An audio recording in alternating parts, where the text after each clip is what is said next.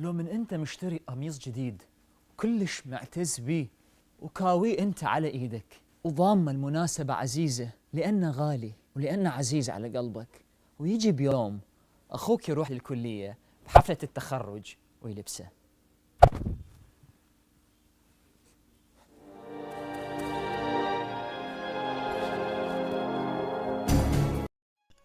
شخصية عراقية حازت على مكانة كبيرة واهتمام كبير، ويهتم الكثيرون فيما تقدم هاي الشخصية من محتوى متنوع مثل البرامج التثقيفية والمحاضرات الخاصة بالتنمية البشرية والصحة النفسية على حد سواء. راح نتعرف على هاي الشخصية أكثر من خلال علم الفراسة. الصورة اللي أمامكم هي معروفة للدكتور سيف جنان. نلاحظ بهاي الصورة إذا ركزنا على العينين راح نلاحظ عين أكبر من عين. العين الكبيرة هي دلالة على أن هذا الشخص مستقل بجانب معين، سواء كان الجانب العاطفي أو العملي على حد سواء. أما العين اللي تكون صغيرة فهي دلالة على أن الإنسان قد يكون غير راضي عن نفسه بالجانب العملي أو الجانب العاطفي، ويشعر بأنه هو أقل من الآخرين في هذا الجانب.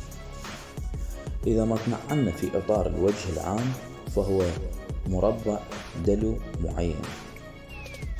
الحاجز الأنفي لما تنظر بالأنف نهايته الحاجز الأنفي نازل، هذا دلالته في علم الفراسة أنه يفهم بالجنس الآخر، وممكن أن يتزوج اثنين أو يحب اثنين في نفس الوقت.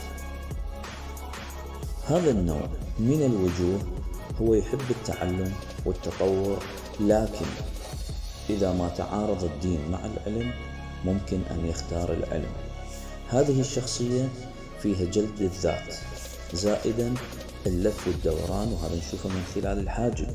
ممكن أن يكذب، والعلامة أيضا موجودة بالحاجب اللي تدل على الكذب. زائدا استغلال مالي بسبب اتجاه الأنف للجانب العملي.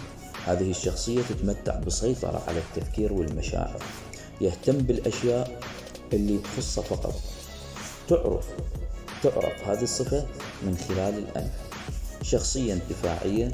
الأذن مثل ما نشوف هي خارجة، أي يتمتع بطاقة وحيوية بعيد عن الأنانية بالجانب العملي، لكن بالحقيقة يهتم بمصلحته، أي بمعنى يظهر هذا للناس. من خلال الذقن هي شخصية عنيدة صبورة طولة بال دبلوماسي في نفس الوقت، وهذا نعرفه من شحمة الأذن لأنها منفصلة، وكذلك من الجد لأن جوانبها داخلة، وهذا دليل على الدبلوماسية اللي يتمتع بها الشخص. نرجع للعينين، إذا نظرت راح تجدهم مو على نفس المستوى، وهذا معناه أن الشخص يفكر خارج الصندوق، يكون عنده الإبداع. أما الأذن، الأحشاء الداخلية للأذن تشوفها خارج الإطار الخارجي، بمعنى أنه هذا الشخص له القدرة على أن يهتم بعائلته ويتعب نفسه حتى يرضي الناس. نلتقيكم بشخصية جديدة.